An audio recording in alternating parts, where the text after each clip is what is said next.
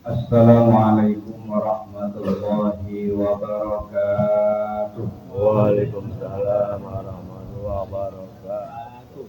Alhamdulillahilladzi an'ama 'alaina bi ni'matil iman wal islam. Wassalatu wassalamu ala sayyidina Muhammadin khairil anam amma ba'd. Hadratul mukarramin, para guru, para alim ulama, para asatidz dan seluruh jamaah, hadirin hadirat, wabil khusus ketua DKM kita yang saya hormati, wasilah Ahli Mukarram Ustaz Taufik dan seluruh jamaah, insya Allah semuanya dirahmati Allah Subhanahu wa Ta'ala.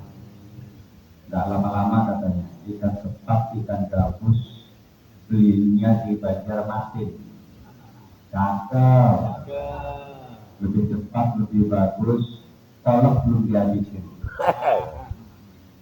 Puji syukur malam hari ini kita panjatkan kehadirat Allah Subhanahu wa Ta'ala. Alhamdulillah kita semua dalam keadaan sehat walafiat. Salawat dan salam senantiasa tercurah kepada Nabi Muhammad Sallallahu Alaihi Wasallam, untuk para sahabatnya dan keluarganya, dan kita sebagai umatnya insya Allah telah mendapatkan syafaat dari Nabi Muhammad Sallallahu Alaihi Wasallam. Pada satu ketika Rasulullah melihat haud di Masjid Madinah, kata Nabi, "Ra'aitul haud," saya melihat telaga. Baru seluruh sahabat tidak ada yang melihat, tapi di situ kata Nabi, "Man syariba minhu la yazmau abadan." Barang siapa yang meminum haud itu tidak akan pernah haus untuk selama-lamanya. Lalu para sahabat bertanya, "Liman ya Rasulullah?" Untuk siapakah haud itu? Kata Nabi, "Li ikhwani," untuk saudara-saudara. Nahnukah barangkali dalam sekarang? Kami mungkin ya Rasulullah. Bukan. Antum ashabi, kalian semua sahabat. Lalu siapa yang dimaksud dengan ikhwani di sini adalah amanu bi walam yaroni. Mereka lah yang beriman kepadaku walaupun mereka tidak pernah melihat aku, dan itu adalah jamaah Masjid Nurul Jannah sebagai umat Nabi Muhammad Sallallahu Alaihi. Kita akan meminum haud ibu telaga itu, dan saat itu nanti kita tidak akan pernah haus untuk selama-lamanya. Hadirin yang dirahmati Allah, pertama, bekal agar kita memasuki bulan Ramadan ini, pertama adalah diawali dengan taubat. Mamin muslimin yudhibul dzamban, tidaklah seorang muslim yang melakukan dosa, fayatatohhar, lalu dia bersuci, fayatawaddo, dia berwudu, fayusolli raka'ataini, dia sholat 2 rakaat, illa ghafarallahu lah, kecuali Allah ampuni dosa-dosanya. Jadi memasuki bulan Ramadan, pertama kita mandi. Mandinya bagaimana? Ya mandi junub, seperti mandi junub puasa semua. Saya nggak paham Ustaz mandi junub. Lah anaknya udah berapa? Udah 6. Anak udah 6 kagak ngerti mandi junub. Basah semua, saya niat mandi karena tobat kepada Allah. Silahkan mau pakai keran, atau mungkin di sini ada kali malam nyebur, silahkan.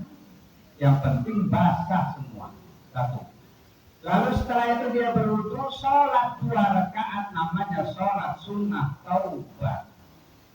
Kecuali Allah ampuni dosa-dosanya. Jadi yang pertama adalah kita bersuci, bertobat kepada Allah Subhanahu wa Ta'ala. Kata Nabi, apa kata Nabi? Wallahi, demi Allah, la astaghfirullah wa atubu ilaih, saya bertobat, saya memohon ampun kepada Allah dan kembali kepada Allah bil yaum, dalam sehari ini atamarra 100 kali. Nabi Muhammad, seorang Rasul, seorang Nabi yang dijamin masuk surga, yang tidak punya salah dan dosa, sehari membaca istighfar tidak kurang dari 100 kali. Nah, kita sebagai umatnya yang STJ, status tak jelas, berapa kali kita beristighfar kepada Allah untuk memohon ampun kepada Allah. Karena itu tadi kita habis sholat, kenapa harus istighfar? Karena di dalam sholat itu kita banyak lalai. Hadis ini dipahami oleh ulama yang ikhtilaf ini. Kok kenapa Nabi sampai beristighfar?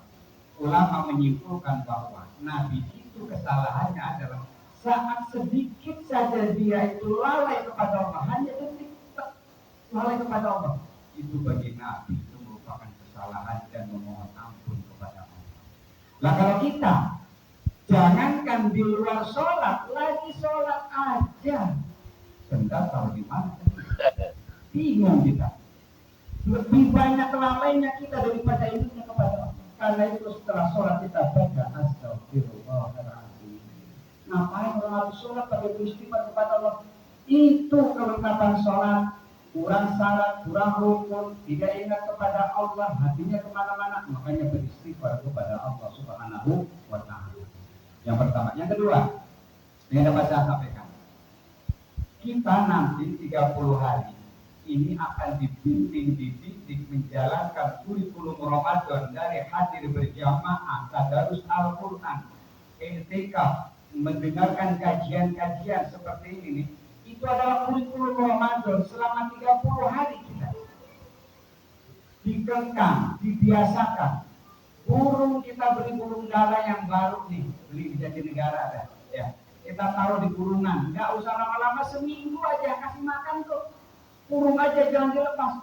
Nanti begitu udah seminggu kita lepas, dibawa kemana dia terbang sejauh kemanapun dia akan tahu tempat kembalinya.